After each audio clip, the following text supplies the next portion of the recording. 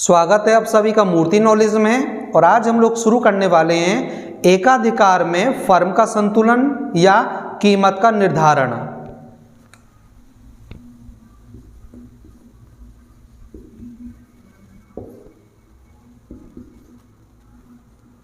एकाधिकार में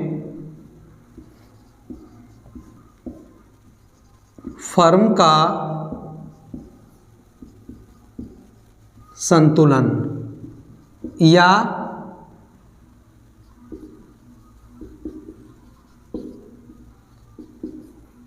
एकाधिकार में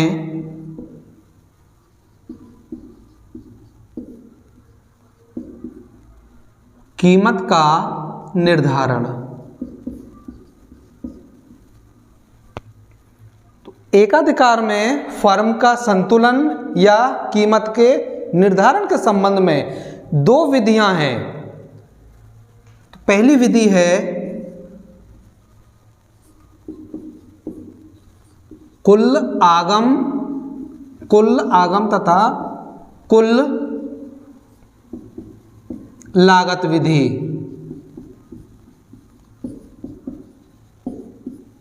दूसरी विधि है सीमांत विश्लेषण रीति या सीमांत तथा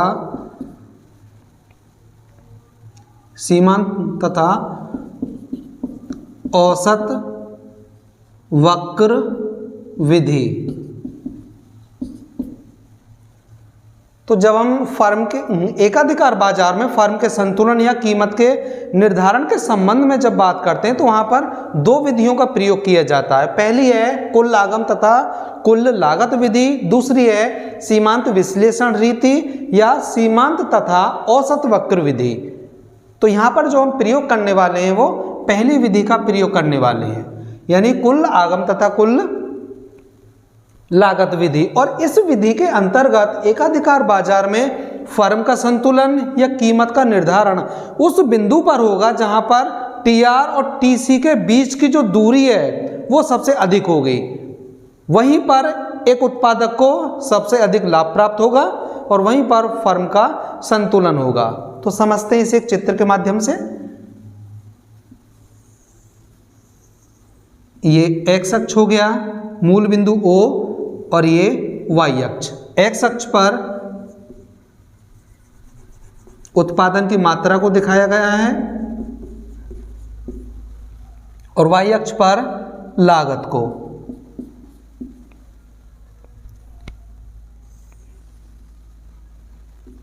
ये हमारा ये टीआर वक्र है,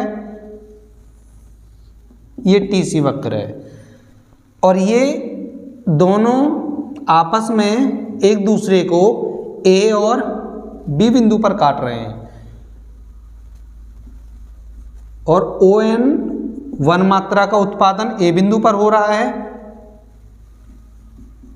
और ON2 मात्रा का उत्पादन बी बिंदु पर हो रहा है। यदि एक उत्पादक इस बिंदु ए और बिंदु बी पर उत्पादन करता है तो इन बिंदुओं पर उत्पादक को केवल शून्य या सामान्य लाभ प्राप्त होगा।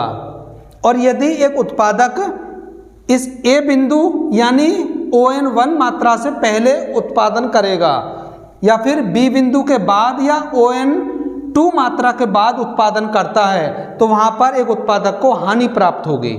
हानि इसलिए प्राप्त होगी क्योंकि जो टीसी है वो टीआर से ज्यादा है।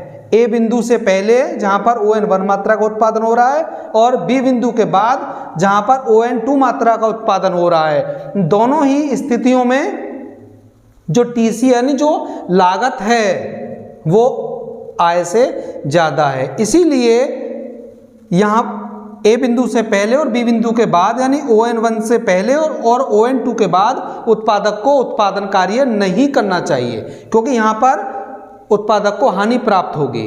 और एक उत्पादक को कुल आगम तथा कुल लागत विधि के अंतर्गत उस बिंदु पर अधिकतम लाभ प्राप्त होगा जहां पर TR और TC के बीच की दूरी सबसे अधिकतम होगी। तो इनके जो बीच की दूरी है वो सबसे अधिकतम यहाँ पर है, यहाँ पर ये हो गया बिंदु P1, बिंदु P, और जहाँ पर ON मात्रा का उत्पादन हो रहा है। यहाँ पर हम देख पा रहे हैं कि जो P1 और जो P की बीच की दूरी है, यानी जो TC और TR के बीच की दूरी है, वो P1 और P के रूप में सबसे अधिकतम है। यहीं पर एक उत्पादक को अधिकतम लाभ प्राप्त होगा, जहां पर हानि न्यूनतम है।